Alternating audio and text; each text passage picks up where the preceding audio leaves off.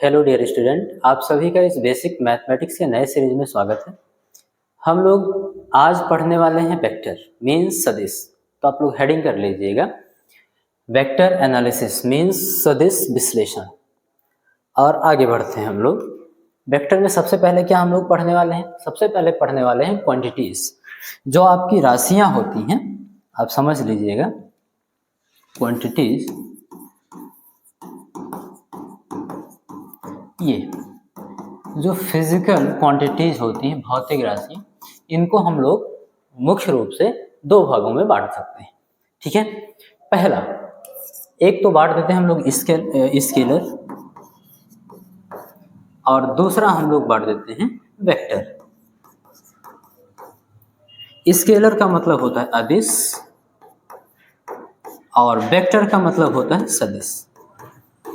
ये चीज तो सबसे पहले तो हम भौतिक राशियों को समझने वाले हैं। दिशाओं के आधार पर कितने भागों में बांट सकते हैं? तो दो भागों में मुख्य रूप से बांटते हैं। वैसे एक तीसरी भी होती है, टेंसर मीन्स प्रदिश राशियां, उसके बारे में हम लोग एनालिसिस यहाँ पे नहीं करेंगे क्योंकि हम लोग बेसिक मैथमेटिक्स पढ़ रहे हैं। ठीक है, इसमें आपको बेसिक सा समझ लेना है, सदिश क्या होता है, इसका यूज क्या होता है, योग नियम क्या है, गुणा कैसे करते हैं, ये सारी चीजें। ठीक है, बाकी हम लोग सिलेबस में अपने देख लेंगे टेंसर क्वांटिटीज को ठीक से। बात समझिए, तो मुख्य रूप से इसको हम लोग दो भागों में बांटेंगे। पहला होगा स्केलर क्वांटिटीज मीन्स अदिश राशियां, और दूसरा होगा वेक्टर क्वांटिटीज मीन्स सदिश राशियां। तो सबसे पहले हम लोग यही समझने वाले हैं कि अदिश राशियां क्या होती हैं, फिर हम लोग समझेंगे सदिश राशियां क्या होती हैं, उसके बाद हम लोग वेक्टर स्टार्ट करते हैं। चलो समझते हैं, ध्यान देंगे। हमको वेक्टर की आवश्यकता क्या है, दिशा की आवश्यकता क्या है, और इनको हम सदिश और अदिश राशियों में क्यों बांट रहे हैं। एक छोटे से एग्जाम्पल से समझिए। मान लीजिए मैं आपसे कहता हूं कि भैया एक ब्लॉक है, मीन्स एक गुटका है, जो कि किसी ऐसे 36 तल पे रखा हुआ है। ठीक है, मैंने कहा कि हम इस गुटके पे 10 न्यूटन का बल अप्लाई कर रहे हैं, 10 न्यूटन का फोर्स इस पे अप्लाई कर रहे हैं। आप बताओ गुटका किधर की ओर जाएगा?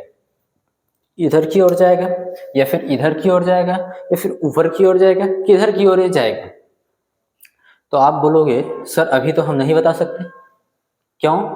क्योंकि सर आपने कहा नहीं है, कहीं पे यहाँ दर्शाया नहीं है कि बल हम किस दिशा में अप्लाई कर रहे हैं।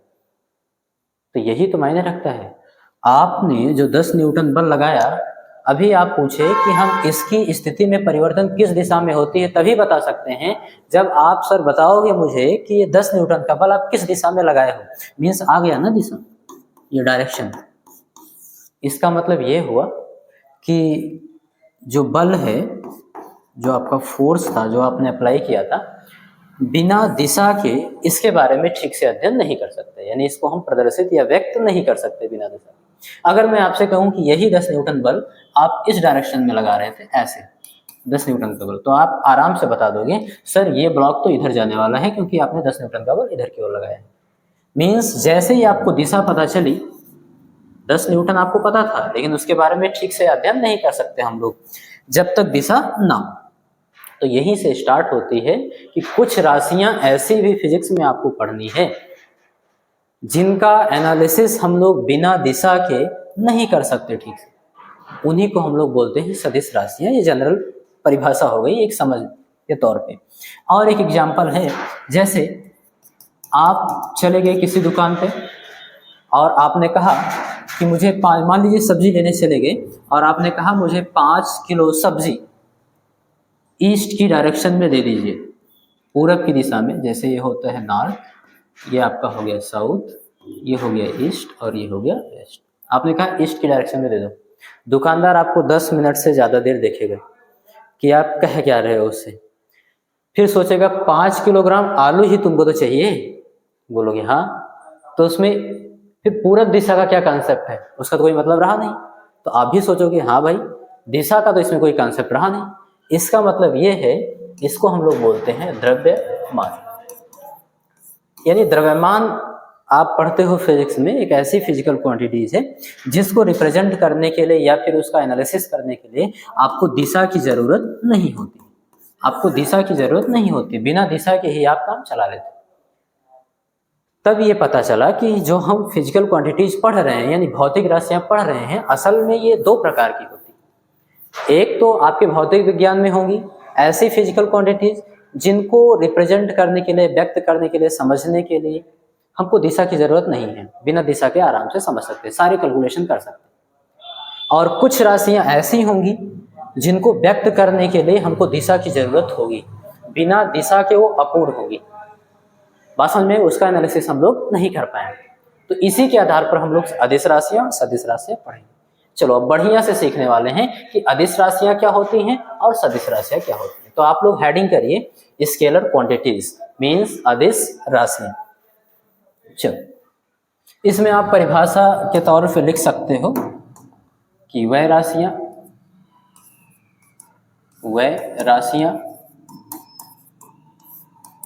जिन्हें व्यक्त करने के लिए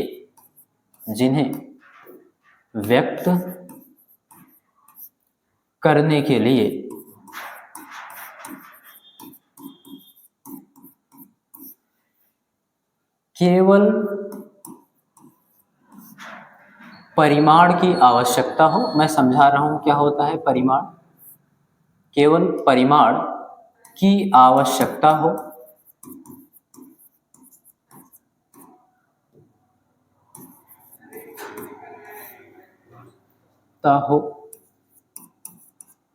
दिशा की नहीं, दिशा की कोई जरूरत नहीं है। वह भौतिक राशियां जिन्हें व्यक्त करने के लिए केवल परिमाण की आवश्यकता हो, दिशा की नहीं, अदिश राशियां कहलाती हैं। क्या कहलाएंगी? अदिश राशियां कहलाएंगी।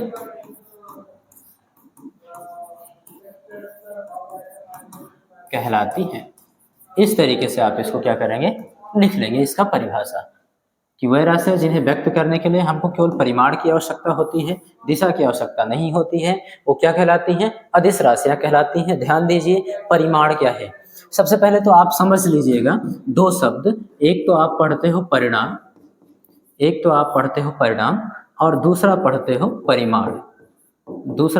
परिमाण। इन दोनों में डिफरेंस क्या है वो समझिएगा। परिणाम का मतलब होता है प्रतिफल से, मीन्स रिजल्ट से। किससे? प्रतिफल। जो आपका फल होता है उसको हम लोग परिणाम बोलते हैं। जैसे आपने कोई कार्य किया तो उसका परिणाम क्या होगा, मीन्स उसका रिजल्ट क्या होगा, ये हो गया आपका परिणाम। लेकिन जो परिमाण होता है इसका मतलब है मात्रा से, मैग्नीट्यूड से, कि किसी चीज का मात्रा कितनी है, क्वांटिटी कितनी है। बात समझ में आ रही है? तो ये परिमाण का मतलब हुआ मात्रा, मैग्नीट्यूड, और परिणाम का मतलब हुआ रिजल्ट यानी कि फल या फिर प्रतिफल। बात समझ में आ रही है? तो इन दोनों में अंतर जानना जरूरी है। हम लोग किसकी बात कर रहे हैं? तो हम लोग मात्रा की बात कर रहे हैं, मीन्स परिमाण की बात कर रहे हैं। अब टेक्निकली समझ लेते हैं कि परिमाण होता क्या है। ध्यान दीजिएगा, परिमाण जो होता है बेटा किसी भी चीज का, वो असल में दो चीज, एक तो आंकिक मान मीन्स न्यूमेरिकल वैल्यू, आंकिक मान, इसको हम लोग शॉर्ट में एन से लिख सकते हैं, न्यूमेरिकल वैल्यू, और इनटू मात्रक मीन्स यूनिट। तो किसी चीज को किसी भी राशि के परिमाण का मतलब ये हुआ उसकी आंकिक मान यानी कि न्यूमेरिकल वैल्यू, और यूनिट यानी कि मात्रक। जैसे मैंने लिखा था बल 10 न्यूटन का आपने अप्लाई किया, तो यहाँ देखो 10 क्या है, तो बोलेंगे न्यूमेरिकल वैल्यू, आंकिक मान है, ये आपका आंकिक मान है, और ये न्यूटन क्या है, तो बोलेंगे यूनिट, मात्रक है। और इन्हीं दोनों का मल्टीपल ही क्या है, आपका परिमाण हो गया। यही दोनों क्या है आपका परिमाण, मीन्स जो 10 न्यूटन लिखा था आपका, यानी आंकिक मान और उचित मात्रक जो था, ये पूरा का पूरा क्या हुआ, तो बोलेंगे परिमाण हो। और जो आपने डायरेक्शन इधर की ओर दी थी, ईस्ट की ओर, बात समझ में आ रही है, ईस्ट, ये आपकी हो गई थी दिशा। बात समझ में आई? तो जब किसी राशि को समझने के लिए, व्यक्त करने के लिए, प्रदर्शित करने के लिए हमको केवल और केवल परिमाण की आवश्यकता हो, दिशा की नहीं, परिमाण का मतलब न्यूमेरिकल वैल्यू और यूनिट, केवल इतने से काम बन जाता हो, दिशा की हमको जरूरत ना पड़ती हो, तो ऐसी राशि को हम लोग क्या बोलने वाले हैं, तो बोलेंगे अदिश राशियां मीन्स स्केलर क्वांटिटीज। चलो थोड़े बहुत हम लोग एग्जाम्पल भी देख लेते हैं कि वो एग्जाम्पल क्या है। जैसे समझ लीजिए हम लोग पढ़ते हैं चाल मीन्स स्पीड, दूरी मीन्स डिस्टेंस, और भी मान लीजिए आप पढ़ते हो विद्युत धारा, मैं भी आपको समझाऊंगा। विद्युत धारा मीन्स इलेक्ट्रिक करंट, तो ये भी आपका अदिश राशि है। ध्यान देंगे, देखिए टेंसर क्वांटिटीज हम लोग पढ़ नहीं रहे हैं, प्रदेश राशियां पढ़ नहीं रहे हैं, तो अभी के लिए अदिश राशियां ही समझेंगे। जैसे एक प्रेशर होता है मीन्स दाब, इन सबको लिखते चलेंगे। ये सब है क्या, तो बोलेंगे अदिश राशि इत्यादि। बात समझ में? अभी मैं समझा दे रहा हूँ लास्ट में टेंसर क्या। तो हम केवल इतना समझेंगे, वह राशियां जिन्हें व्यक्त करने के लिए केवल परिमाण की आवश्यकता हो। परिमाण बोले तो परिमाण का मतलब आंकिक मान यानी न्यूमेरिकल वैल्यू, और यूनिट जो उसका उचित मात्रक होगा, इसको परिमाण बोलेंगे। इसी की जरूरत हो और दिशा की हमको कोई जरूरत ना पड़ती हो, तो क्या हो जाएगा आपका अदिश राशियां हो जाएंगी। ठीक है, स्केलर क्वांटिटीज हो जाएंगी, जैसे चाल, दूरी, विद्युत धारा, दाब, द्रव्यमान, इस टाइप से ये सब क्या है, अदिश राशियां। चलो आगे चलते हैं हम लोग और देखते हैं सदिश राशियां क्या है। तो ध्यान देंगे, इसका परिभाषा बहुत सावधानी से लिखेंगे, बढ़िया से लिखेंगे। वह राशियां, तो हम उन भौतिक राशियों की बात कर रहे हैं, वह राशियां जिन्हें व्यक्त करने के लिए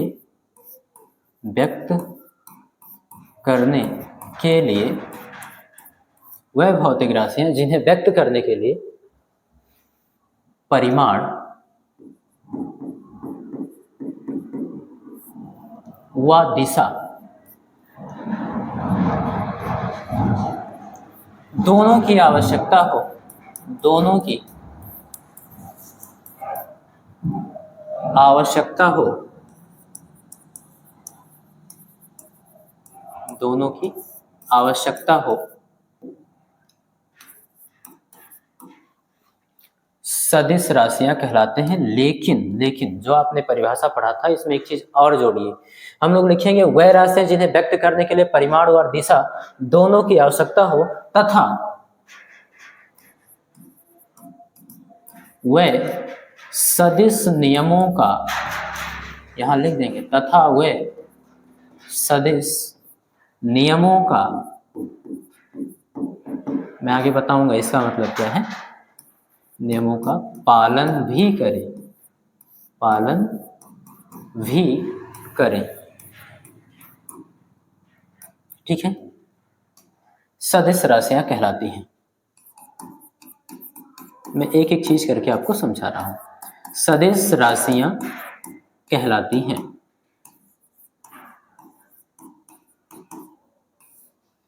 आप लोग नोट्स बनाते चलेंगे, इसका बहुत ही ज्यादा इंपॉर्टेंट है ये, बेसिक मैथमेटिक्स का सीरीज आपको काम लगता है।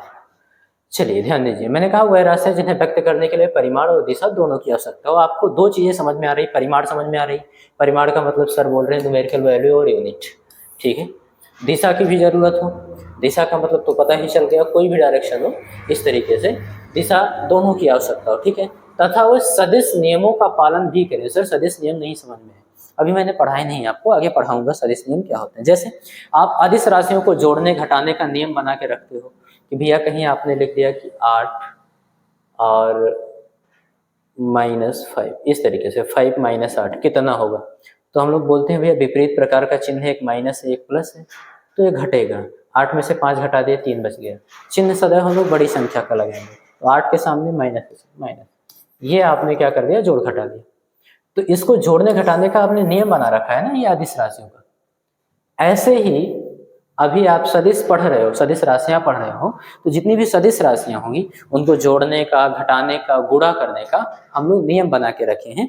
अगर उन नियमों का पालन नहीं करती है, भले ही उसमें दिशा हो और परिमाण हो, दोनों उसको व्यक्त करने के लिए दोनों की आवश्यकता हो, लेकिन अगर वो सदिशों के योग नियम का पालन नहीं करती, जैसे सदिश योग समांतर चतुर्भुज नियम, सदिश योग त्रिभुज नियम, बात समझ में आ रही है, उनका पालन नहीं करती, तो हम उनको सदिश राशि नहीं मानेंगे। यही इसका सदिश नियमों का पालन करने का मतलब है।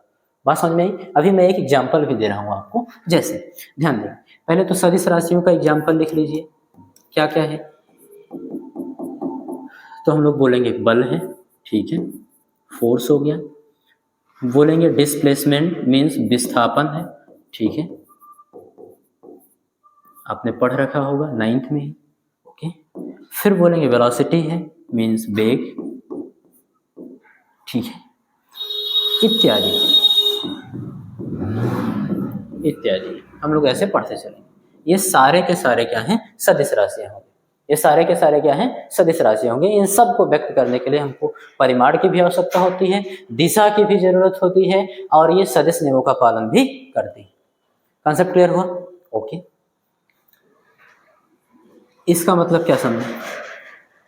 यहां पे एक स्टार बना के लिखेंगे कि अगर कोई सदिश राशि है तो उसमें दिशा अवश्य होगी, ये तो फिक्स है। आप लिखिए, यदि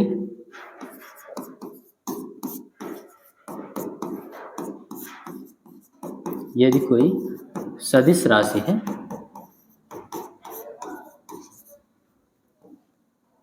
तो उसमें दिशा अवश्य होगा, अवश्य होगा। ये बात आपको याद रखना है। अगर कोई सदिश राशि है तो उसमें दिशा जरूर होगी, लेकिन यदि किसी राशि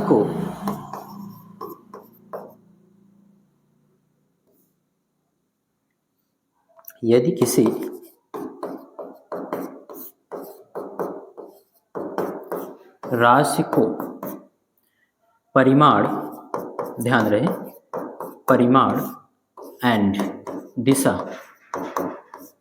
ध्यान रहे, परिमाण और दिशा दोनों के साथ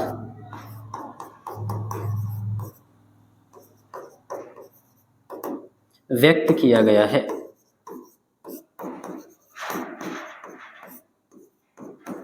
मान लो व्यक्त किया गया हो, तो क्या वो सदिश राशि होगी? आपसे कहा गया अगर कोई राशि है और वो सदिश है तो उसमें दिशा अवश्य होगा। ये बात तो एकदम क्लियर है। अगर कोई सदिश राशि है तो उसमें डायरेक्शन जरूर होगा, क्योंकि उसमें 3 चीजें होनी चाहिए, परिमाण होगा, दिशा होगा और वो सदिश नियम का पालन करेगी। तो अगर कोई सदिश राशि है तो उसमें दिशा जरूर होगी, ठीक है। लेकिन अगर कोई कह रहा है कि किसी राशि को परिमाण और दिशा दोनों के साथ व्यक्त किया गया है, तो क्या वह सदिश राशि है? तो हम बोलेंगे नहीं, बिल्कुल नहीं। क्यों? हो भी सकता है, नहीं भी हो सकता है। क्यों? क्योंकि एक चीज और चेक करना है कि वो सदिश नियमों का पालन करती है कि नहीं। तो अगर ये सदिश नियमों का, जैसे परिमाण और दिशा के साथ व्यक्त कर दिया गया और वो राशि सदिश नियमों का पालन करती है, तब वो सदिश होगी। अगर नहीं करती है तो सदिश नहीं होगी। तो हम लोग ने ये लिख दिया है, यदि किसी राशि को परिमाण व दिशा दोनों के साथ व्यक्त किया गया हो तो यह आवश्यक नहीं है, तो यह आवश्यक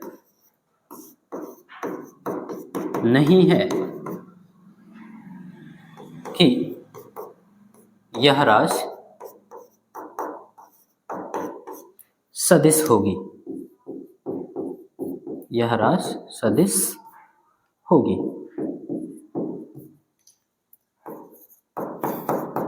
बात समझ में? ये चीज आपको याद रखना है, ये आवश्यक नहीं होगा कि वो राशि क्या है? सदिश है। जैसे एग्जाम्पल के लिए अगर मैं आपको बताऊं तो आपने पढ़ा होगा विद्युत धारा, विद्युत धारा, इलेक्ट्रिक करंट। क्या? विद्युत धारा। इसको आप स्मॉल आई या फिर कैपिटल आई से लिखते हो। ये हो गया। बात समझ में आ रही है? सबसे अच्छा एग्जाम्पल है अभी के लिए। जैसे मान लो आप कोई भी सर्किट बनाते हो, ये तो इसमें प्रदर्शित करते हो कि धारा आई है और इसकी डायरेक्शन भी इधर से इधर की ओर है। देखो आई का मान कुछ होता है, जैसे मान लो 2 एम्पियर, 3 एम्पियर, इस तरीके से करके। तो 2 क्या है? बोलेंगे न्यूमेरिकल वैल्यू। ए क्या है? बोलेंगे मात्रक। तो न्यूमेरिकल वैल्यू और मात्रक, इसी को तो हम लोग क्या बोलते हैं? परिमाण। क्या बोलते हैं बेटा? परिमाण। और ये जो एरो आपने लगा रखा है, ये इसका मतलब क्या है? इसका मतलब है दिशा। अब बताओ कि ये विद्युत धारा सदिश राशि है कि अदिश। तो आपको देखने में तो लगेगा कि सदिश राशि है, लेकिन नहीं, ये अदिश राशि है। क्यों?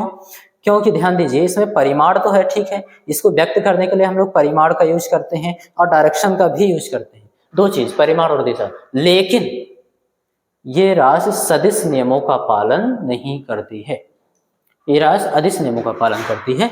जैसे अगर मान लो कहीं से एक पॉइंट है, ये मान लो इसमें धारा आ रहा हो 2 एम्पियर और यहाँ से इसमें धारा आ रहा हो 3 एम्पियर, ये चीज है, और जैसे जाने के लिए एक रास्ता हो इसमें से, तो आप कहोगे कि 3 और 2 5 एम्पियर ही सर इसमें से धारा इधर की ओर जाएगी। तो ये आपने अदिश तरीके से तो जोड़ा है।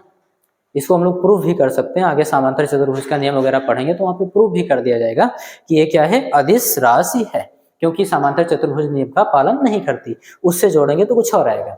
बात समझ में आ रही है? ये चीज हो गया। तो ऐसे आप याद रखेंगे अभी के लिए कि ये इंट्रोडक्शन है कि आपने अदिश राशियां समझ में आई तो बोलेंगे हाँ, वह राशियां जिनको व्यक्त करने के लिए केवल परिमाण की आवश्यकता हो, दिशा की नहीं, अदिश राशियां। परिमाण का मतलब न्यूमेरिकल वैल्यू और यूनिट। बात समझ में आई? ये हो जाएंगे आपके परिमाण, और दिशा की जरूरत ना हो, अदिश राशियां जैसे ये सब हो गई। ओके, अगर हम लोग बात करें सदिश राशियां तो इसमें 3 चीज हम लोग को याद रखनी है, परिमाण की जरूरत हो, दिशा की जरूरत हो, और वह राशि सदिश नियमों का पालन भी करे, जो कि हम लोग आगे पढ़ेंगे। तब हम उसको क्या बोलेंगे, सदिश राशियां बोलेंगे। तो इतना आप लिख लीजिए। हाँ, ये चीज आप याद रखना, अगर कोई सदिश राशि है तो उसमें दिशा जरूर होगा, क्योंकि दिशा होना आवश्यक है। लेकिन अगर कोई राशि प्रदर्शित की गई है परिमाण और दिशा दोनों के साथ, तो इससे जरूरी नहीं है कि वो सदिश राशियां हो, क्योंकि हमको एक तीसरी चीज चेक करनी होती है, सदिश नियमों का पालन कर रही है कि नहीं। अगर कर रही है तो हो भी सकती है, नहीं कर रही तो नहीं भी हो सकती है। जैसे मैंने एग्जांपल किया विद्युत धारा का, देखो परिमाण और दिशा दोनों से प्रदर्शित है, लेकिन ये क्या है, अदिश राशि है। क्यों? क्योंकि ये सदिश नियमों का पालन नहीं करती। चलो आगे हम लोग देखने वाले हैं कि वेक्टर का संकेतन पद्धति कैसे होता है, इसका नोटेशन सिस्टम क्या होता है, ये चीज हम लोग समझेंगे, और यहीं से हम लोग स्टार्ट करेंगे वेक्टर का बढ़िया से। चलो, notation system of vector means सदिश का संकेतन पद्धति। ध्यान देंगे, सबसे पहले तो आप ये याद रखेंगे कि किसी भी सदिश को हम लोग एक तीर द्वारा रिप्रेजेंट करते हैं। किससे? एक तीर द्वारा रिप्रेजेंट करते हैं। ये याद रखेंगे, एक तीर हो गया, इसी के द्वारा हम लोग रिप्रेजेंट करेंगे, मीन्स प्रदर्शित करेंगे ग्राफ में। ये ग्राफिकल निरूपण भी इसको बोलते हैं, ग्राफिकल रिप्रेजेंटेशन। ठीक है, और इस बिंदु को, इस बिंदु को हम लोग वेक्टर का टेल बोलते हैं,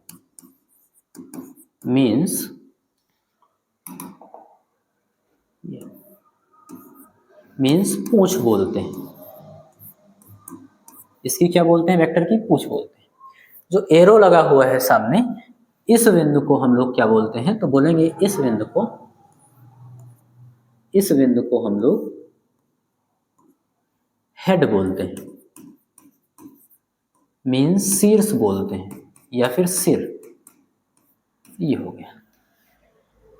किसी भी सदिश को हम लोग एक तीर द्वारा रिप्रेजेंट करेंगे, जिधर की ओर एरो होगा, एरो की नोक होगी, उसको हम लोग हेड बोलेंगे, यानी वेक्टर का शीर्ष बोलेंगे, और इस बिंदु को हम लोग वेक्टर की पूंछ बोलेंगे, यानी कि टेल बोलेंगे।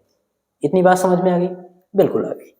अब ये जो लंबाई ली गई है आपके द्वारा, जो लंबाई ली गई है यहां से यहां तक, ध्यान देंगे, ये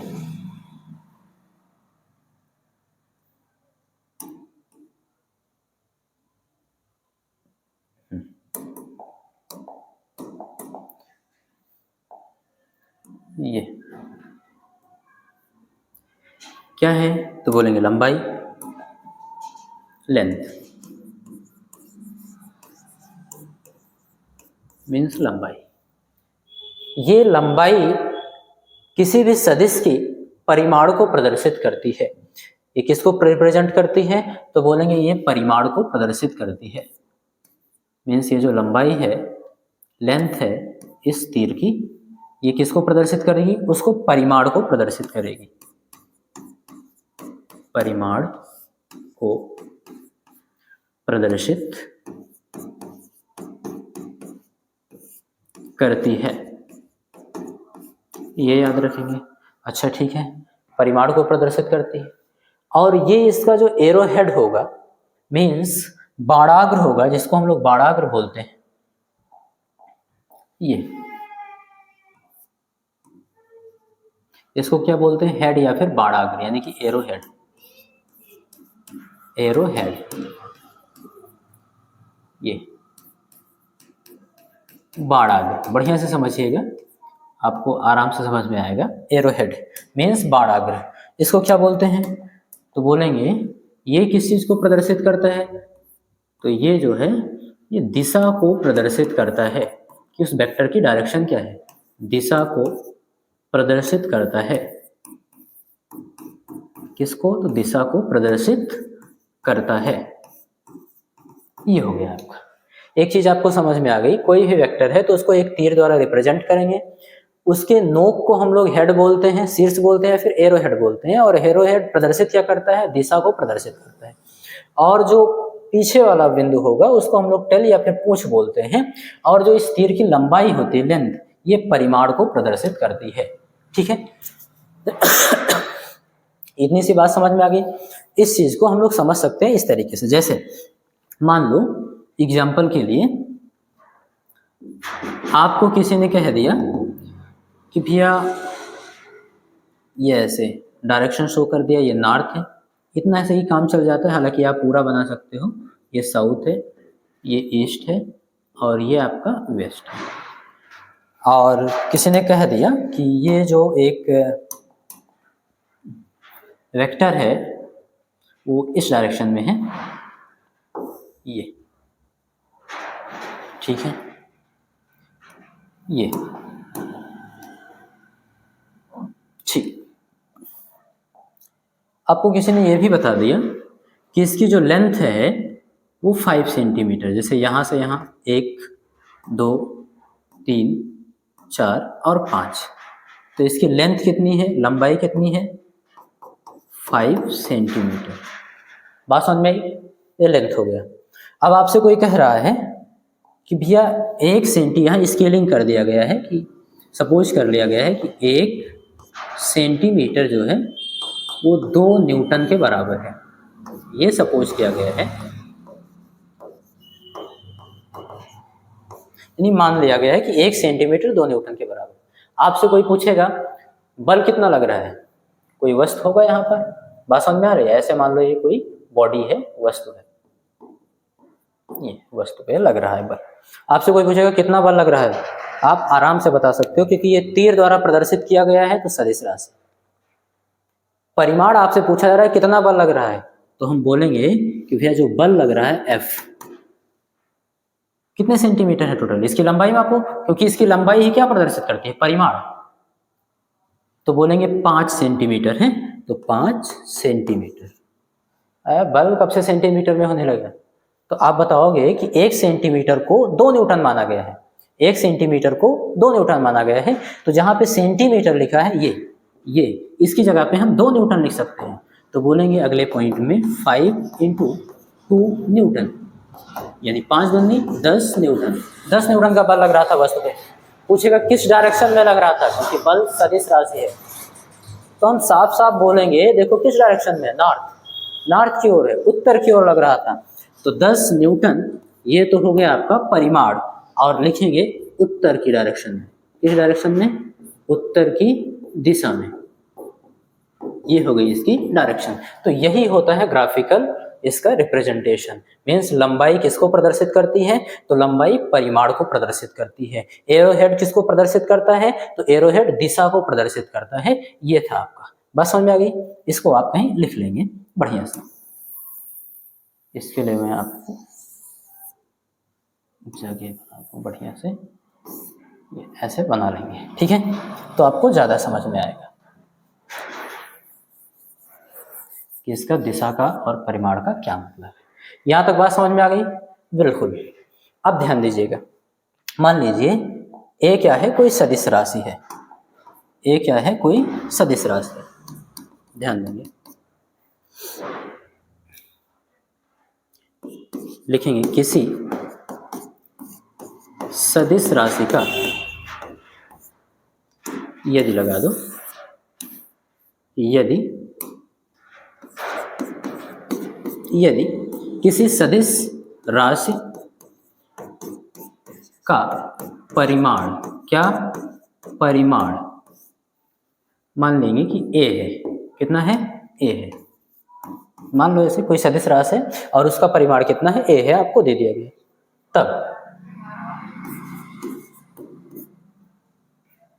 तब इसे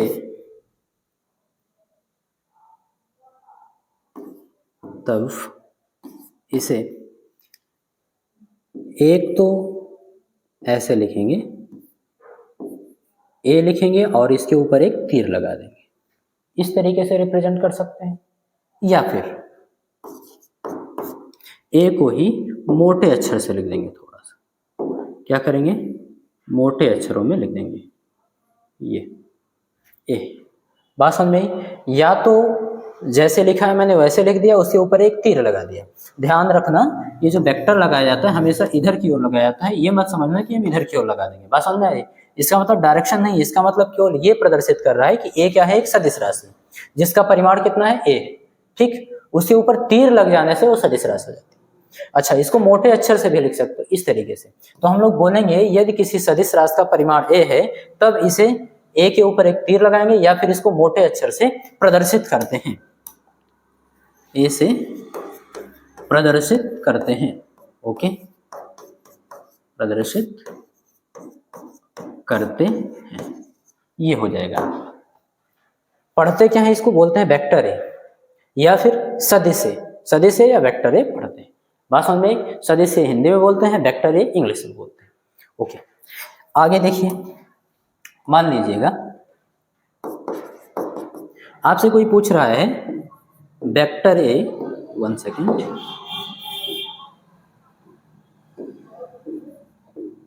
वेक्टर ए का परिमाण, वेक्टर ए का परिमाण। परिमाण का मतलब क्या हुआ, दिशा को हटा दो, केवल हमको न्यूमेरिकल वैल्यू और यूनिट से मतलब होता है। बात समझ में आई? तो आपसे कोई कह रहा है वेक्टर ए का परिमाण बताओ, तो इसको आप ऐसे लिखो, परिमाण भी पूछ सकता है या फिर आपसे मापांक भी पूछ सकता है। मापांक, बात एक ही है, परिमाण या फिर मापांक। क्या होगा, तो हम बोलेंगे कि भैया इसको इस तरीके से लिखते हैं, mod of vector A, mod लगा देते हैं, mod of vector A. Mod का मतलब उसका डायरेक्शन हटाना, ठीक है। या फिर इसी चीज को आप ऐसे लिख सकते हो, केवल इस तरीके से, वेक्टर हटा दो तभी तो वो परिमाण ही बचा। सदिश का जो चिन्ह आपने लगा रखा था उसको हटा दो तो क्या बचा, परिमाण बचा। देखो वही तो लिखा है, यदि किसी सदिश का परिमाण ए हो, इसके ऊपर तीर लगाएंगे तो दिशा सहित हो जाएगा। बात समझ में? अभी के लिए क्या था, केवल परिमाण था।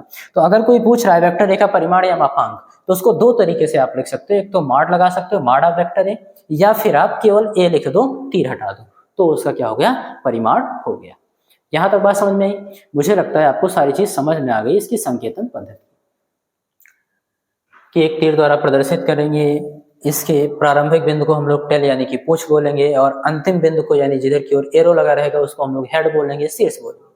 इसको एरो हेड बोलते हैं। बाणाग्र यानी बाण के आगे का हिस्सा जो होता है, नोक, एरो हेड यानी बाणाग्र, ये क्या करता है, किसी सदिश की दिशा को प्रदर्शित करता है। अच्छा ठीक है, और इसकी लेंथ क्या मायने रखती है, लेंथ क्या प्रदर्शित करती है, लंबाई इसकी, तो परिमाण को प्रदर्शित करती है। मैंने उसका एग्जाम्पल दिया, डायरेक्शन और परिमाण दोनों का, ठीक है। इसको आप ठीक से ऐसे लिख लेंगे, बना लेंगे।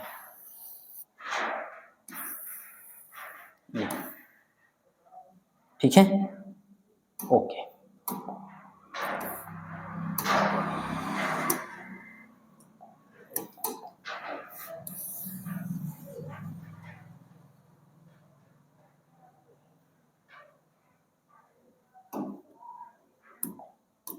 ये हो गया आपका इसका नोटेशन सिस्टम। बात समझ में आई? ओके, चलो आगे चलते हैं।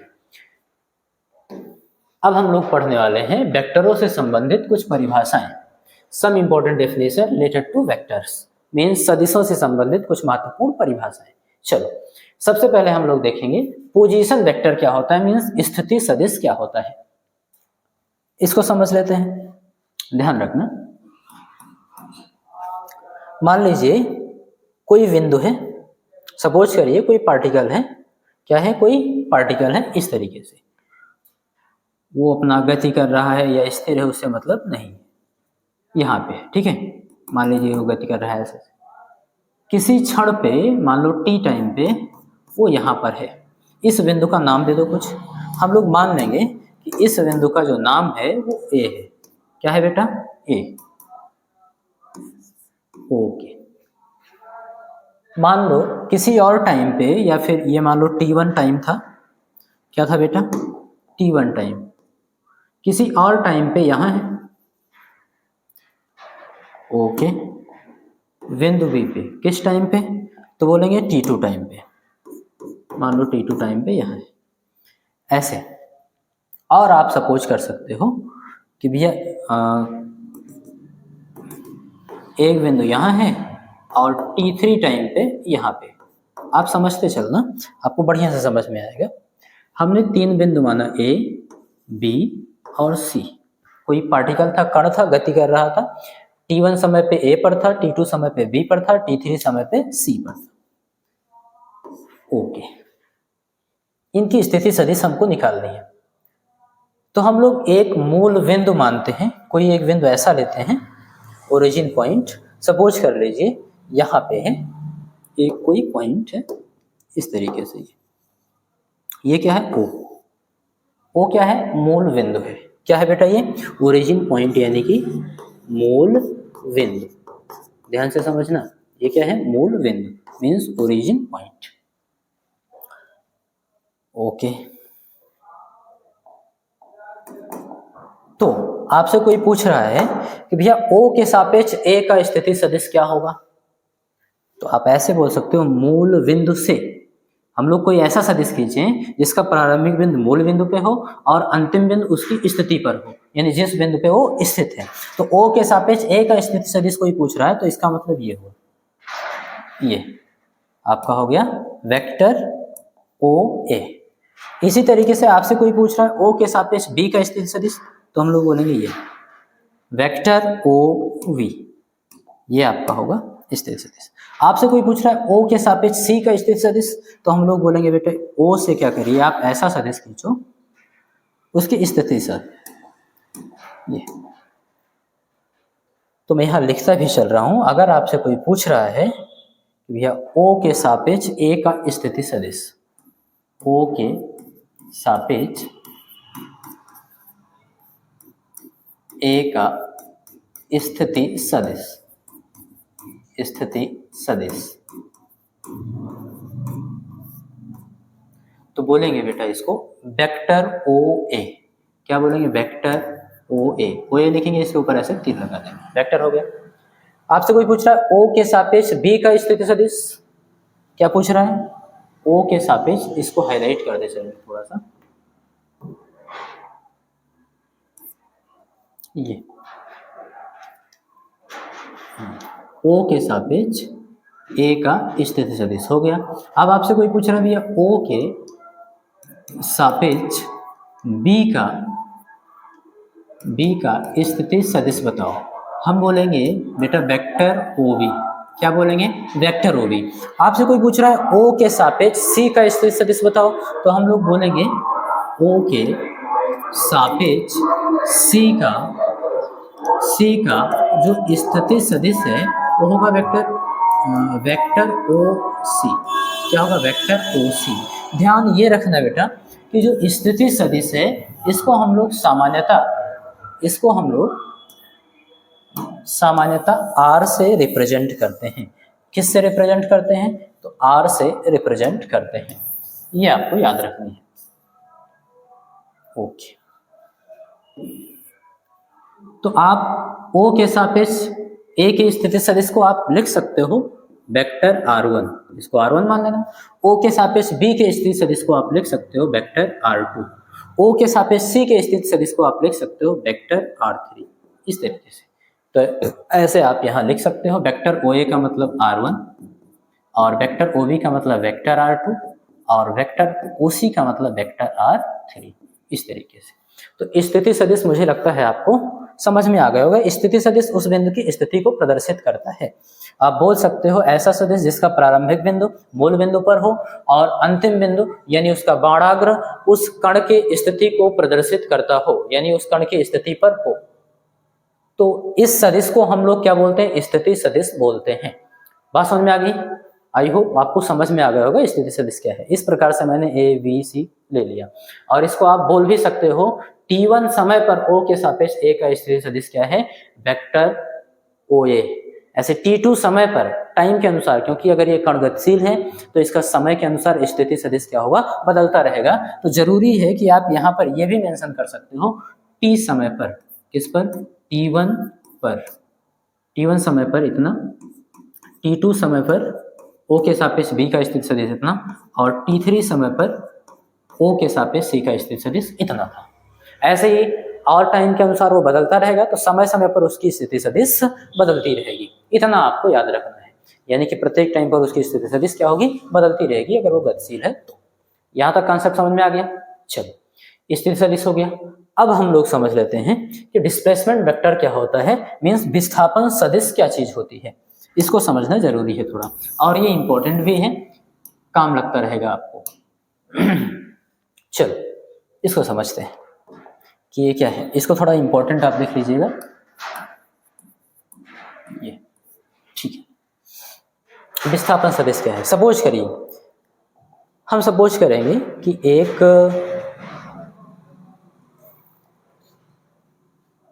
इस तरीके से एक्स एक्सिस है, मीन्स एक्स अक्ष हो गया आपका,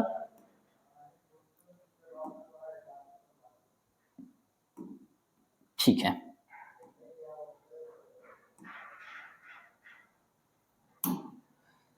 और ये आपका वाई एक्सिस हो गया इस तरीके से, ठीक है। वो एक्स अक्ष था और ये वाई एक्सिस हो गया। ओके, लिख देंगे यहाँ पर ये एक्स एक्सिस और ये वाई एक्सिस। एक्स एक्सिस और वाई एक्सिस एक दूसरे को जहां पर इंटरसेक्ट करते हैं वो क्या होता है? ओरिजिन पॉइंट, मीन्स मूल बिंदु, वो हो गया। अब मान लीजिएगा कोई कण यहाँ पर गतिमान है, कोई कण क्या है? गतिमान है, ठीक है। कुछ इस तरीके से मान लीजिएगा, यहाँ थोड़ा दूर करके बनाएंगे, इस तरीके से कोई एक समय है, कोई एक टाइम है t1, ये हम लोग ऐसे बना देंगे, कोई एक टाइम है t1।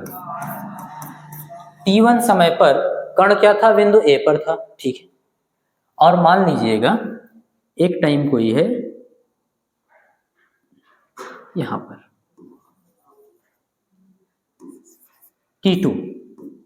t2 समय पर कण बिंदु B पर था। कहां पर था? बिंदु B पर था। अब आपसे कोई पूछेगा कि भैया O के सापेक्ष A का स्थिति सदिश क्या होगा t1 टाइम पे, तो हम लोग बोलेंगे वेक्टर OA। क्या होगा? वेक्टर OA होगा। आप इसको ऐसे रिप्रेजेंट कर सकते हो, ये प्रारंभिक बिंदु O पर और अंतिम बिंदु क्या होगा? A पर, इस तरीके से ये हो गया। अच्छा, आपसे कोई पूछ रहा है O के सापेक्ष B का स्थिति सदिश क्या होगा, तो हम लोग बोलेंगे वेक्टर OB। अच्छा, ये हो गया, ठीक है। अब आपसे कोई पूछे विस्थापन सदिश बताओ, तो हम बोल देंगे प्रारंभिक बिंदु से अंतिम बिंदु की ओर जो खींचा गया सदिश होगा वही विस्थापन सदिश होगा। मीन्स इस प्रकार से आपसे कोई विस्थापन सदिश पूछे तो आप आराम से उसको इस प्रकार से बता सकते हो। ये प्रारंभिक बिंदु A था t1 समय पर, अंतिम बिंदु क्या है? B है। इधर की ओर हम एक सदिश खींच देंगे ये, और यही क्या होगा? आपका विस्थापन सदिश होगा। मीन्स वेक्टर AB क्या होगा? आपका विस्थापन सदिश। अगर हम लोग वेक्टर OA को स्थिति सदिश है, स्थिति सदिश को हम लोग R से रिप्रेजेंट करते हैं तो R1 माने, और वेक्टर OB को R2 माने, वेक्टर R2, तो वेक्टर AB क्या होगा? वेक्टर AB क्या होगा? यहाँ पे ध्यान देंगे, हम लोग लिख लेंगे। अब सारी चीजें आपको समझ में आ गई हैं, इसको हम थोड़ा सा छोटा कर देंगे ये, और यहाँ पर लिखेंगे O के सापेक्ष यहाँ पर लिखेंगे t1 समय पर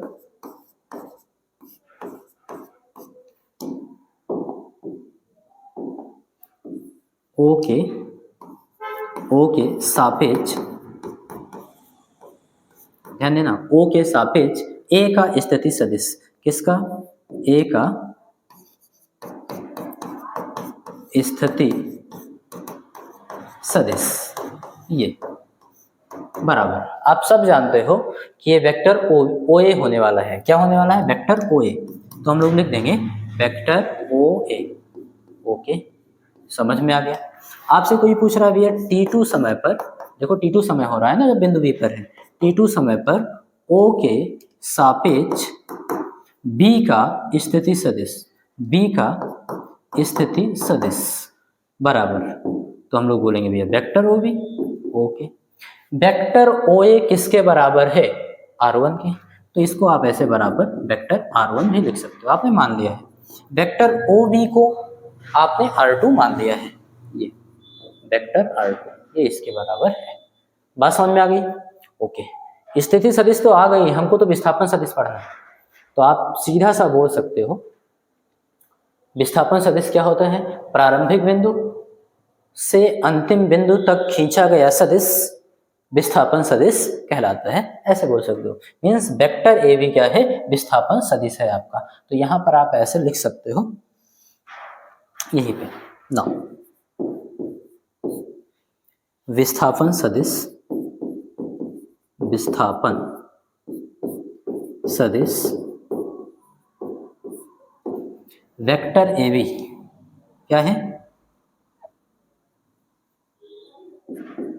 वेक्टर ए बी ये किसके बराबर होगा?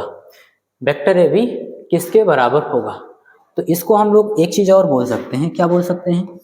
वेक्टर ए बी को, ये जो विस्थापन सदिश है, इसको बोल सकते हैं T2 माइनस T1 समय अंतराल में, समय अंतराल, इस समय अंतराल में, कौन से? अंतिम समय माइनस प्रारंभिक समय, इसके बीच में आप लिखोगे T2 माइनस T1 समय अंतराल में विस्थापन सदिश, कण का विस्थापन सदिश, कण का विस्थापन सदिश क्या है? ये कण का विस्थापन सदिश। कोई पार्टिकल था जो ऐसे चल रहा था, T1 टाइम था ए बिंदु पर था, T2 टाइम पे बी बिंदु पर था, तो T1 और T2 इन दोनों समयों के बीच समय अंतराल में आप विस्थापन सदिश बता रहे हो, इसलिए ये प्रारंभिक बिंदु है और ये अंतिम बिंदु है। तो प्रारंभिक बिंदु से अंतिम बिंदु तक खींचा गया सदिश जो वेक्टर ए बी है, वही क्या है? इस कण का विस्थापन सदिश है। लेकिन समय अंतराल में कौन से? तो T2 माइनस T1 समय अंतराल में। ठीक से हम इसको इस प्रकार से लिख सकते हैं। बात समझ में आ गई? ओके, अभी बराबर किसके होते हैं? तो उसके लिए देखिए हम लोग लिखेंगे क्या, आप हमेशा याद रखना इस बात को कि T2 माइनस T1 समय अंतराल में कण का विस्थापन सदिश यानी कि vector A B, vector A B बराबर किसके होता है? हमेशा याद रखना, जो विस्थापन सदिश है वेक्टर ए बी बराबर ये होता है बेटा बी का स्थिति सदिश, बी का जो बिंदु बी था इसका स्थिति सदिश, बी का स्थिति सदिश, स्थिति सदिश माइनस ए का स्थिति सदिश, ए का स्थिति सदिश, स्थिति सदिश ये। अच्छा, अब बोलोगे सर ये कहाँ से आया? तो ये बेटा जादू से नहीं आया है, हम लोग आगे पढ़ेंगे सदिश योग त्रिभुज नियम। तो जब आप इसमें सदिश योग त्रिभुज नियम ऐसे लगाओगे तो अपने आप वेक्टर ए बी की वैल्यू आपको मिल जाएगी, बी की स्थिति सदिश माइनस ए की स्थिति सदिश। ठीक है, चलो देखते हैं कि ये किसके बराबर होगा। ध्यान देंगे, चलो ये तो वेक्टर ए बी आप याद रखना, वेक्टर ए बी किसके बराबर होगा? तो बी का स्थिति सदिश, आप देखो बी का स्थिति सदिश कितना है? वेक्टर ओ बी कितना है बेटा? तो बोलेंगे वेक्टर ओ बी। ए का स्थिति सदिश कितना है? तो बोलेंगे वेक्टर ओ ए, ये वेक्टर ओ ए। तो आप लिख देंगे यहाँ पर माइनस था तो माइनस वेक्टर ओ ए, ये ऐसे इसको आप याद रख सकते हो। याद रखने का तरीका क्या है, अगर कहीं लिखा है vector A B, vector A B, तो वेक्टर ए बी का मतलब बी का स्थिति सदिश जो बाद में लिखा गया उसका स्थिति सदिश माइनस पहले का स्थिति सदिश।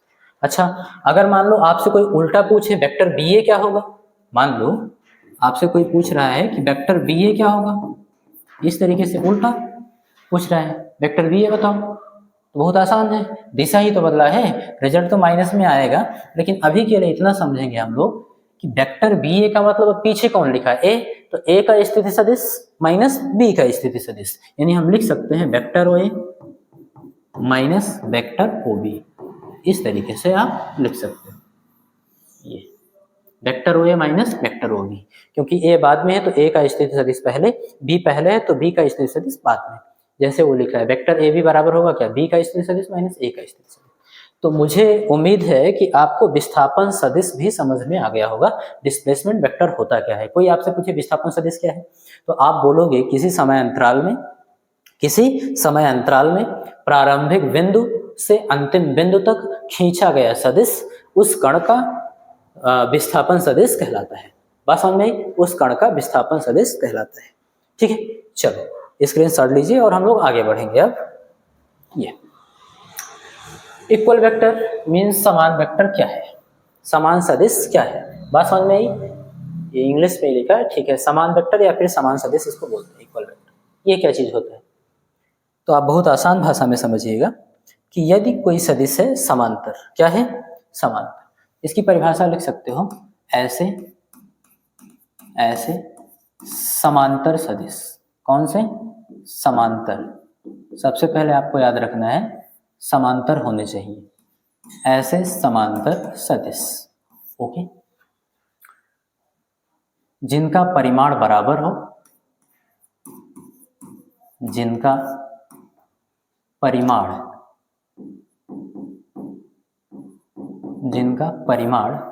बराबर हो, क्या हो, बराबर हो, जिनका परिमाण बराबर तथा समदिश हो, क्या हो, समदिश हो, यानी समान दिशा में समदिश हो।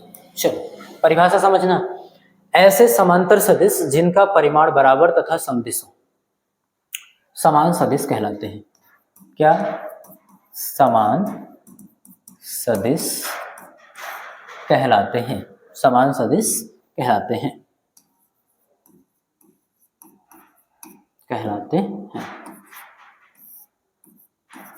चलो ये हो गया।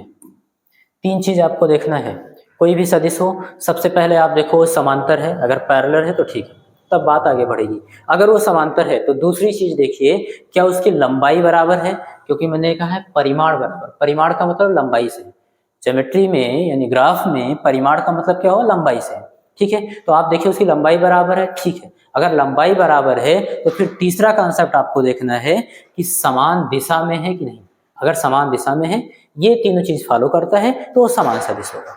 एग्जाम्पल के लिए मैं आपको बता रहा हूं, सपोज करिएगा कि इस तरीके से कहीं आपको दे दिया गया हो, ये इस तरीके से दे दिया गया,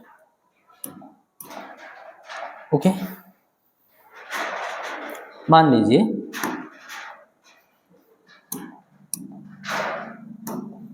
चलो नाम दे दो इसका, तो मान लो ए बी सी और डी, इस तरीके से नाम दे दो। कहीं पे इस तरीके से एरो इधर लगा हो, ये पूरा वेक्टर है ए से डी तक, और इसका भी एरो इधर हो, ठीक है, आपसे पूछा जा रहा है इन दोनों में से बताओ कोई सदिश आपको दिख रहा हो समान, तो हम लोग बात करते हैं अभी, और मान लो एक डायरेक्शन इधर दे दी गई हो और एक डायरेक्शन इधर दे दी गई, ये तो हम लोग समझेंगे, इसमें लिखेंगे क्या, सबसे पहले लिखेंगे हियर, यहाँ पे ए, सबसे पहले समांतर के लिए लिखेंगे ए डी, आप देखना ए डी को BC के समांतर, AD पैरेलल है BC के, पहले चीज हो गई कि समांतर है, क्योंकि आयत की जो आमने सामने की भुजाएं होती हैं वो एक दूसरे के समांतर होती हैं। इनको आगे पीछे चाहे जितना दूर आप बढ़ाते चले जाओगे एक दूसरे को कभी नहीं काटेंगे। बात समझ में आई? तो आप देखिएगा AD बराबर है BC के। AD क्या है? समांतर है BC के। तो पहला कॉन्सेप्ट क्लियर है कि समांतर हो गया। ओके, दूसरी चीज आपको देखना है परिमाण बराबर है कि नहीं। तो दूसरी चीज हम लोग लिखेंगे AD बराबर है BC के। भाई लंबाई तो परिमाण को प्रदर्शित करता है, तो AD बराबर होगा BC के, क्योंकि आयत के आमने सामने की बजाय बराबर होती है। तो दो चीज फॉलो हो गया। तीसरा चीज आपको देखना है समदिश, यानी उसकी दिशा क्या है। तथा लिख देंगे, तथा समदिश भी है। देखो A से D की ओर, ऊपर की ओर है, यहाँ भी B से C की ओर, एक ही डायरेक्शन में है। तो लिखेंगे तथा समदिश भी है। ओके, इसलिए वेक्टर AD जो ये आपको वेक्टर AD दिख रहा है बेटा, ये बराबर होगा वेक्टर BC के, बराबर होगा वेक्टर BC के। ये दोनों बराबर है, समान सदिश हो गया ये। अच्छा, दूसरा वाला देख लेते हैं। एंड हम बात करेंगे AB और CD की। तो भैया AB समांतर तो है CD के। AB देखो, AB लाइन CD के या DC के समांतर है, DC के या फिर CD के समांतर है, पैरेलल है, क्योंकि आमने सामने की वजह समांतर होती है। ठीक है, दूसरा देखो, एंड AB बराबर भी है CD के, क्योंकि आमने सामने की भुजाएं लंबाई में बराबर होती हैं और लंबाई ही परिमाण को प्रदर्शित करता है, तो समांतर है और परिमाण में बराबर है। बट समदिश नहीं है, समदिश नहीं है। क्यों? क्योंकि ध्यान दो, ये वेक्टर A से B की ओर, इसकी डायरेक्शन इधर की ओर है, और वेक्टर C से D की ओर, इसकी डायरेक्शन उधर की ओर है, उल्टा है। तो इसलिए हम लोग बोलेंगे क्या कि भैया समांतर तो था, बराबर तो था परिमाण में, लेकिन समदिश नहीं है। इसलिए क्या नाम है, vector AB does not equal to vector CD। ये वेक्टर CD के बराबर नहीं होगा। बात समझ में आ गई? तो ये था आपका समान सदिश, यानी कि इक्वल वेक्टर। आपको केवल तीन चीजें याद रखनी है, समांतर हो, दूसरी चीज परिमाण में बराबर हो, और तीसरी चीज समान दिशा में हो, तब वो समान सदिश होगा, नहीं तो नहीं होगा। बात समझ में आ गई? ये चीज एग्जाम्पल मैंने दे दिया, आगे चलते हैं। विपरीत वेक्टर मीन्स अपोजिट वेक्टर क्या होते हैं, तो इसमें ध्यान दीजिएगा। इसमें आपको इस तरीके से लिखना है कि वह समांतर सदिश, यानी इसमें भी समांतर होना जरूरी है। तो वह समांतर सदिश, समांतर होना चाहिए। ओके, जो परिमाण में बराबर हो, जो परिमाण का मतलब लंबाई। ओके, परिमाण में बराबर हो, ठीक है, जो परिमाण में क्या हो, बराबर हो,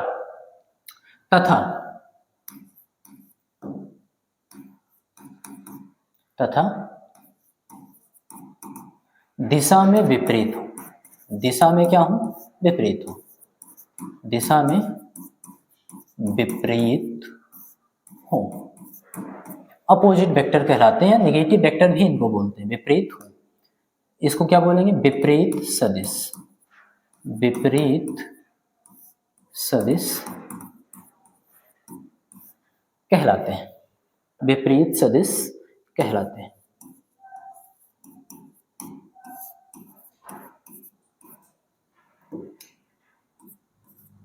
बात समझ में? वह समांतर सदिश जो परिमाण में बराबर हो तथा दिशा में विपरीत हो, विपरीत सदिश कहलाते हैं। बात समझ में आ गई? विपरीत वेक्टर या विपरीत सदिश कहलाते हैं। इनको नेगेटिव वेक्टर भी बोलते हैं, ऋणात्मक सदिश भी बोलते हैं, याद रखना। ठीक है, आप यहीं पे लिख भी सकते हो, ऋणात्मक सदिश भी बोलते हैं, ऋणात्मक सदिश, नेगेटिव वेक्टर भी होते हैं।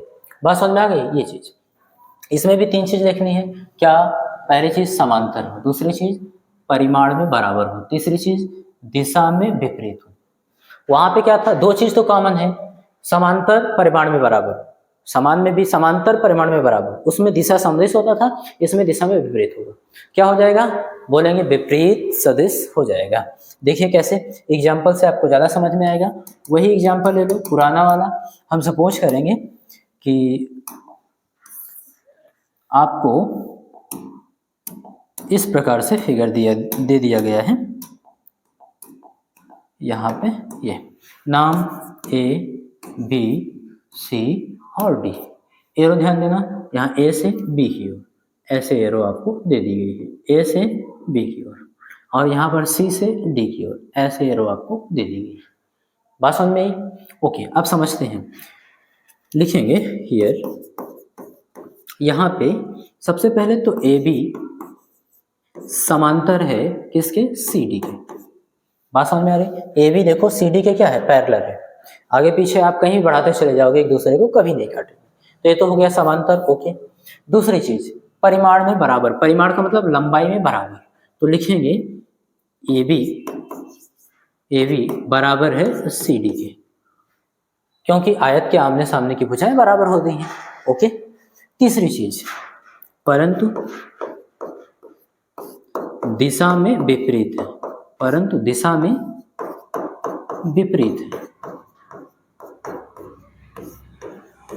देखो AB की डायरेक्शन ये और CD की डायरेक्शन ये, कॉन्सेप्ट समझ में आ रहा है? तो इसलिए AB और CD विपरीत सदिश हैं। इसलिए वेक्टर AB व वेक्टर CD, ध्यान देना, वेक्टर AB A से B की ओर और वेक्टर CD C से D की ओर, तो वेक्टर AB व वेक्टर CD विपरीत सदिश हैं। क्या है बेटा? विपरीत सदिश है। ओके, इनको हम लोग लिखेंगे कैसे विपरीत सदिश को? तो ऐसे लिखते हैं, वेक्टर AB बराबर माइनस वेक्टर CD। किसी एक के सामने माइनस कर दो, क्योंकि ऐसा नहीं है कि केवल CD वेक्टर AB का विपरीत सदिश है, AB भी वेक्टर CD का विपरीत सदिश है। यानी इसको उल्टा ऐसे भी लिख सकते हैं, माइनस वेक्टर AB बराबर वेक्टर CD। देखो इसको कैसे समझेंगे? AB और CD क्या है? बराबर है। बराबर का मतलब क्या है? परिमाण में बराबर है। और वेक्टर लगा है, वेक्टर लगाने के बाद माइनस लगा दिया गया। माइनस का मतलब केवल इतना प्रदर्शित करता है वेक्टर AB कि CD के जस्ट विपरीत डायरेक्शन में। ऐसे यहाँ CD माइनस लगा है, इसका मतलब CD के आगे जो माइनस लगा है ये प्रदर्शित करता है कि जो वेक्टर CD है वो AB के बराबर तो है, बराबर का चिन्ह लगा, लेकिन AB के विपरीत है। तो कहीं भी आपको विपरीत वेक्टर को प्रदर्शित करना हो तो उसमें आप माइनस लगा सकते हो, और चाहे इसको माइनस लगा के लिखो, चाहे इसको माइनस लगा के लिखो, बात एक ही है। बात समझ में आई? तो आपको विपरीत वेक्टर भी या फिर ऋणात्मक सदिश भी समझ में आ गया होगा। आगे चलते हैं, एकांक वेक्टर, इसको आप लिख लीजिए बेटा, इंपॉर्टेंट, क्योंकि ये आपको बहुत ज्यादा काम लगेगा। इसके कई सारे नाम भी हैं, अगर आप चाहते हो नाम लिखना तो नाम भी लिख सकते हो। जैसे एकांक सदिश, इसी को बोलते हैं एकक सदिश। क्या बोलते हैं? एकक सदिश। सबका मतलब एक ही है, एकक सदिश। इसी को बोलते हैं बेटा मात्रक सदिश। मात्रक सदिश, बात समझ में आ रही है? इसी को बोलते हैं इकाई सदिश। इकाई सदिश। तो ये आप लिख लेना ताकि आपको कंफ्यूजन ना हो। चाहे आपको एकांक सदिश कहे, चाहे इकाई सदिश कहे, चाहे एकक सदिश कहे, चाहे मात्रक सदिश कहे, सबका मतलब एक ही है, और क्या? Unit vector. बात समझ में? चलो इसके बारे में समझते हैं कि ये क्या चीज है। तो सबसे पहले तो आप इसकी परिभाषा पर ध्यान देंगे कि ये है क्या, एकांक सदिश है क्या या मात्रक सदिश है क्या। तो हम लोग बोलेंगे ऐसा सदिश, ऐसा सदिश जिसका परिमाण एक होता है। कितना होता है? एक होता है, एक होता है। बात समझ में आ गई? तथा जो किसी विशेष दिशा में दिष्ट होता है, तथा जो किसी विशेष दिशा में दिष्ट होता है,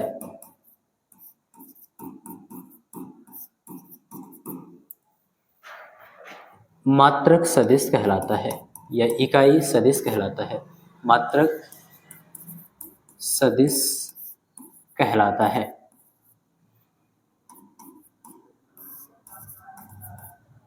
बात समझ में आ गई। हम लोग देखेंगे कोई ऐसा सदिश है जिसका परिमाण 1 है और वो किसी विशेष दिशा में दिष्ट है, किसी विशेष दिशा की ओर है। बात समझ में आ रही। तो उसको हम लोग क्या बोल देंगे, उसको हम लोग बोल देंगे मात्रक सदिश, इकाई सदिश, एकक सदिश या फिर एकांक सदिश, यानी यूनिट वेक्टर हो जाएगा। यहां तक बात समझ में आ गई। ओके, ध्यान रहे मात्रक सदिश का प्रयोग केवल किसी चीज की डायरेक्शन को प्रदर्शित करने के लिए किया जाता है। मात्रक सदिश क्या करता है, किसी भी सदिश की स्पेसिफिक डायरेक्शन बताता है, यानी विशेष डायरेक्शन बताता है। बस समझ में देखो क्यों, क्योंकि ये किसी विशेष दिशा में दिष्ट होता है और इससे अगर हम किसी चीज में गुणा कराएंगे तो कोई प्रभाव नहीं पड़ेगा, क्योंकि इसका मात्रक, इसका परिमाण 1 होता है और 1 से हम किसी चीज में गुणा करा सकते हैं। तो ध्यान देने वाली बात यह है कि अगर लिखेंगे यदि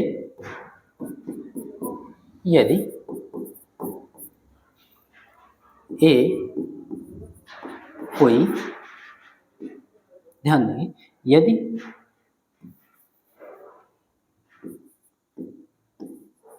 ऐसे लिख लो n कोई इकाई सदिश है, क्या है बेटा, इकाई सदिश है।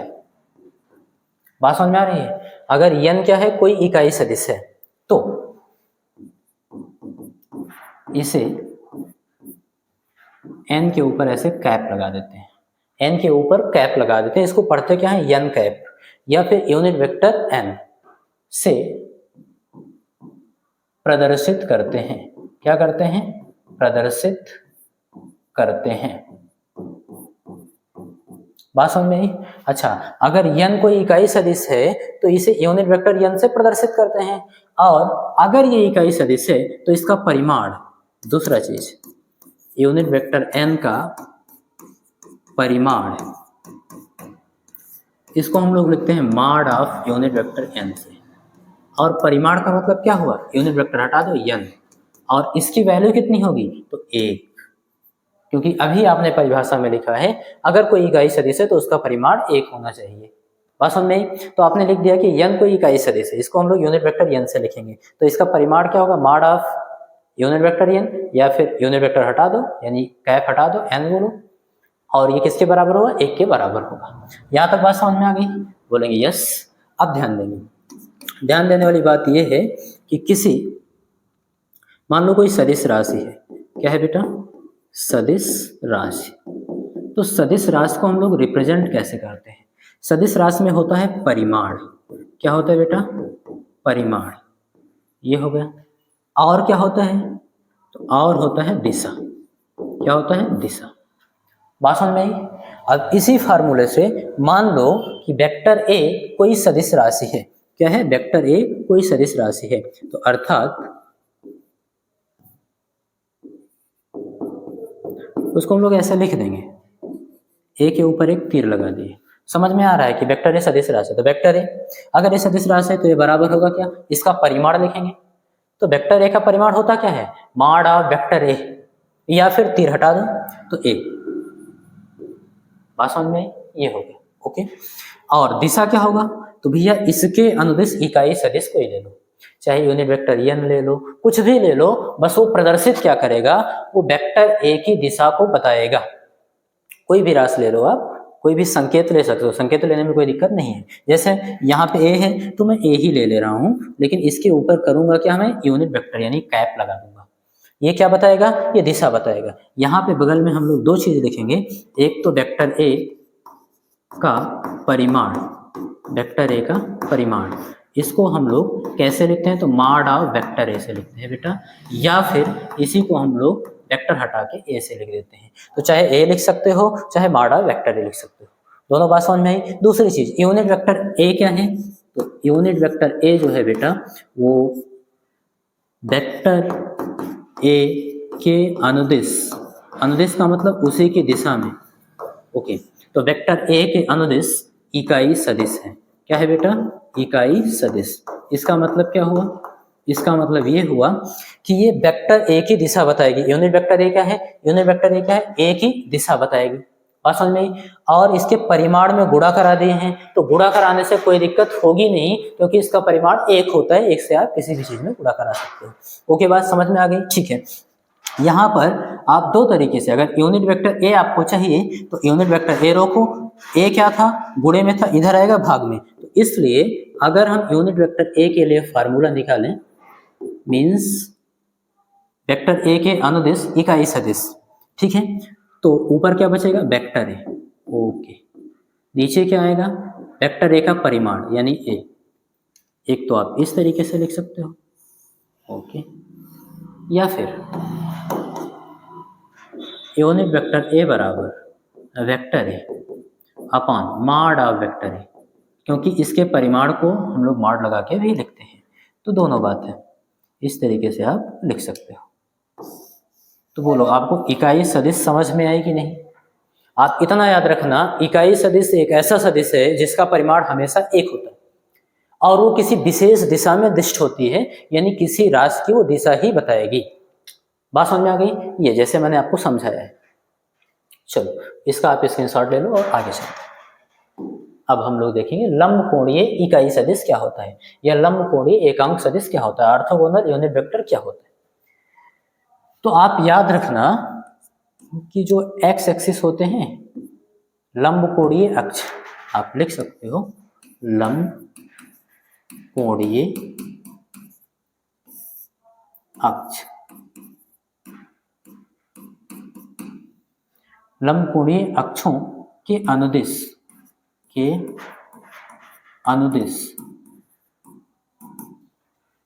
इकाई सदिश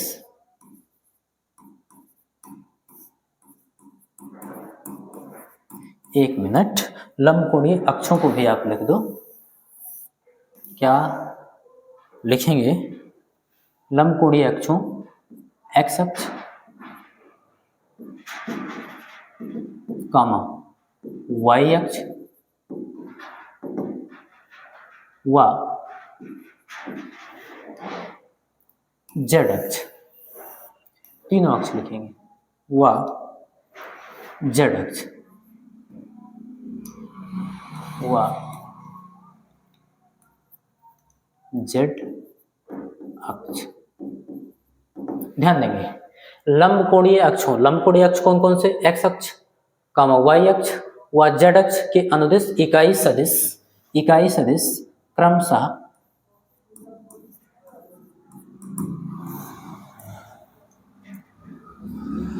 यूनिट वेक्टर आई कामा यूनिट वेक्टर जे व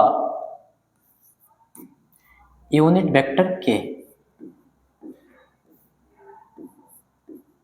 यूनिट वेक्टर के को यूनिट वेक्टर के को लंब कोणीय इकाई सदिश कहते हैं।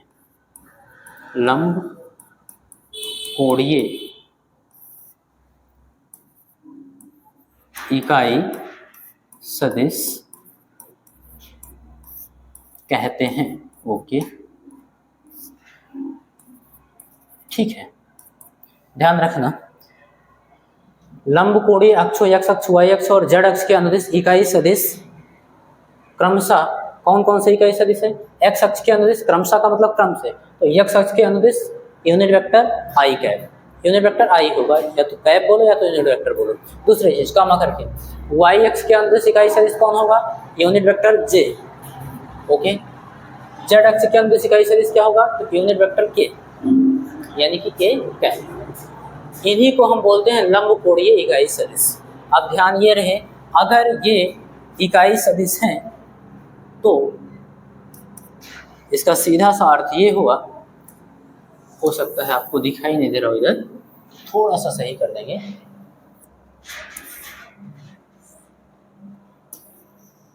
ये आपको क्लियर दिख रहा होगा। तो इसका मतलब ये हुआ कि unit vector i mod of unit vector i बराबर mod of unit vector j बराबर mod of unit vector k. Is equal to कितना होगा, तो बोलेंगे 1, क्योंकि ये सारे के सारे इकाई सदिश हैं, इकाई सदिश है तो इनका परिमाण 1। ओके, और ये किसी विशेष दिशा में दिष्ट होंगे तो आपको साफ साफ बताया जा रहा है। अनुदिश का मतलब उसी की दिशा में, किसकी दिशा में, एक्स अक्ष के अनुदिश, यानी एक्स अक्ष की दिशा में कौन दिष्ट है, आई कैप। वाई अक्ष की दिशा में कौन दिष्ट है, जे कैप। और जेड अक्ष की दिशा में कौन दिष्ट है, तो के कैप। इसका मतलब आई एक्स अक्ष की डायरेक्शन को कौन बता रहा है, आई कैप। वाई अक्ष की डायरेक्शन को जे कैप और जेड अक्ष की डायरेक्शन को के कैप बता रहा है। इसको हम लोग इस तरीके से समझ सकते हैं बना के। मान लीजिएगा ये आपका एक्स एक्सिस हो गया, ओके ठीक है, ठीक है, ये आपका एक्स एक्सिस हो गया। और ये मान लीजिएगा कि आपका वाई एक्सिस हो गया। एक मिनट, जेड कर दे रहे हैं, ये आपका जेड एक्सिस हो गया, थोड़ा सा नीचे करें, और ये आपका क्या होगा, वाई एक्सिस हो जाएगा। ठीक है, ध्यान देंगे ये आपका एक्स एक्सिस, ये आपका वाई एक्सिस और ये आपका Z axis, it is origin मूल बिंदु। इनको लंब कोणीय क्यों बोलते हैं, क्योंकि एक्स वाई जेड ये तीनों परस्पर लंब कोणीय होते हैं, एक दूसरे के साथ 90 डिग्री का कोण बनाते हैं। तो आप पूछ सकते हो सर मुझे एक्स और वाई के बीच में तो 90 डिग्री दिख रहा है, लेकिन y और z के बीच में 90 डिग्री नहीं दिख रहा है, ना ही x और z के बीच में 90 डिग्री दिख रहा है, कैसे?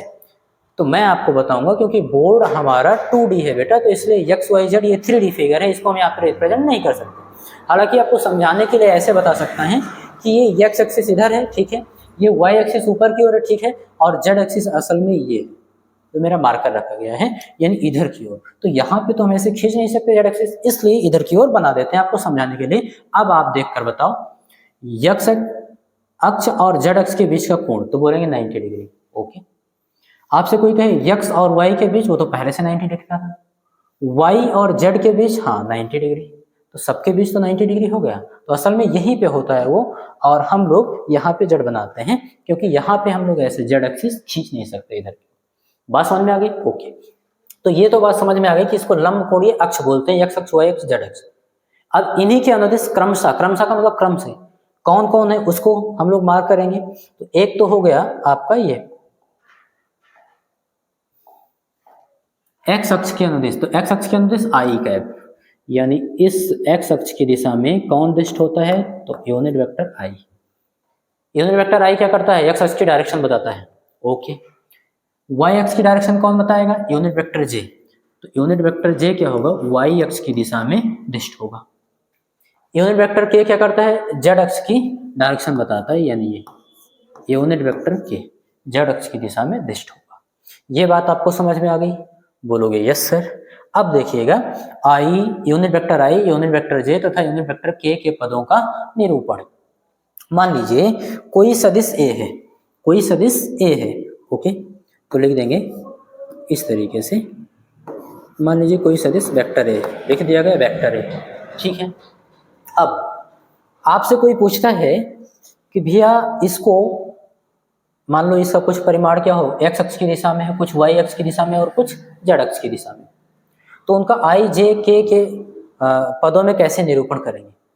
तो इस तरीके से मान लो x एक्सिस पे a1 डिस्टेंस चला हो, कितना हो उसका परिमाण, a1 हो, तो x अक्ष में, x अक्ष की दिशा में मान लो a1 हो, कितना, a1, ये a1 हो यहाँ तक। y अक्ष में मान लो a2 हो, कितना हो, a2 हो, और z अक्ष में मान लो a3 हो, कितना हो, a3 हो, इस तरीके से। तो x अक्ष की डायरेक्शन में उसका परिमाण कितना है, a1 है, ठीक है, a1 ले लेंगे। अब चूंकि हम सदिश राशि लिख रहे हैं तो परिमाण लिखेंगे, उसके साथ दिशा भी शो हो। आपको मैंने समझाया कि सदिश राशियों को आप कैसे लिखते हो, परिमाण लिखते हो और इनको दिशा लिखते हो। तो अब दिशा कौन बताता है, इकाई सदिश बताता है। तो आप मुझे बताओ x अक्ष की डायरेक्शन में इस वेक्टर का परिमाण कितना है, a1 है, तो डायरेक्शन कौन प्रदर्शित करेगा, आई कैप। तो इसके साथ लिखो ना, लिखेंगे a1 आई कैप, हो गया। आपसे कोई पूछे कि इस सदिश का y अक्ष की डायरेक्शन में परिमाण a2 है, तो उसको दिशा के साथ लिखो क्योंकि सदिश लिख रहे हो, वेक्टर ए लिख रहे हो, तो इसकी डायरेक्शन कौन बताएगा, जे कैप, तो बोलेंगे प्लस A2 जे कैप, और प्लस जेड अक्ष की डायरेक्शन में इस सदिश का परिमाण A3 है, उसकी डायरेक्शन कौन बताएगा, तो के, यूनिट वेक्टर के, तो लिखेंगे A3 और यूनिट वेक्टर के। बात समझ में आई?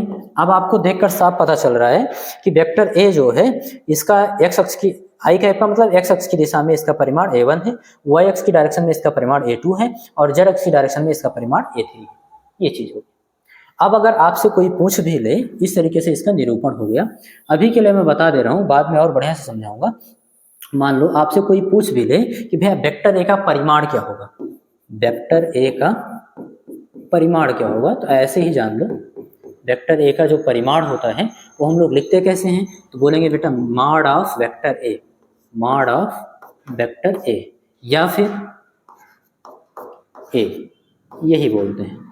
बात समझ में, इसकी बात हो रही है, तो ये किसके बराबर होगा, चलो यहाँ लिख दे रहे हैं, वेक्टर ए का परिमाण।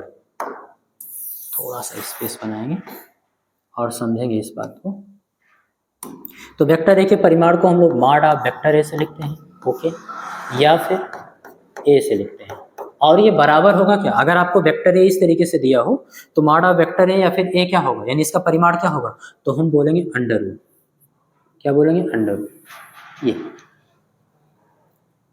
यूनिट वेक्टर आई के यानी एक्स अक्ष की डायरेक्शन में इसका परिमाण क्या है, A1, वाई अक्ष की A2, जेड अक्ष की A3, तो इन सभी का वर्ग करके आप जोड़ दो, यही इसका परिमाण होगा, means A1 square plus A2 square plus A3 square, यही इसका क्या होगा, परिमाण हो गया। तो आप इस चीज को भी लिख लो। बात समझ में आई? ये चीज हो गया आपका लंबकोणीय इकाई सदिश। आगे चलते हैं, इसको आप स्क्रीनशॉट ले लीजिए, ठीक है। शून्य वेक्टर देख लेते हैं, बस ये लास्ट टॉपिक है हम लोगों का, फिर आगे आज की क्लास यहीं क्लोज करेंगे। देखो जीरो वेक्टर क्या होता है, ध्यान देना, लिखेंगे ऐसा सदिश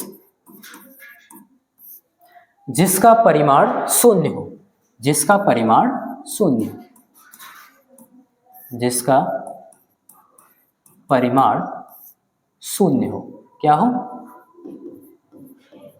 शून्य, शून्य सदिश कहलाता है, शून्य सदिश कहलाता है।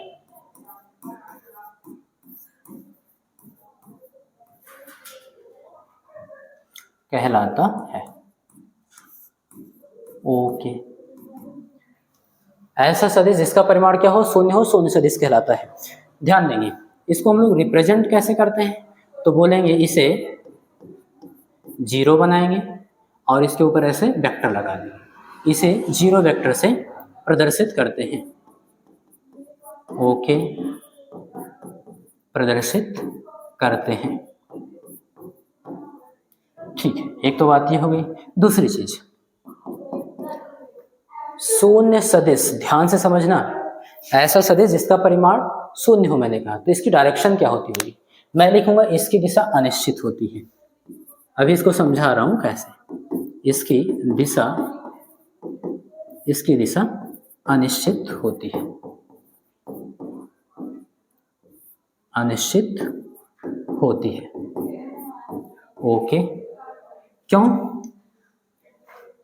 ध्यान देना, शून्य सदिश है, हम ये नहीं बोल सकते कि इसकी दिशा नहीं होती, क्योंकि ये सदिश है, सदिश है तो दिशा जरूर होती होगी। मैंने पहले फ्रंट पेज पे लिखवा दिया है पहले ही बार कि अगर सदिश है तो उसकी डायरेक्शन जरूर होगी।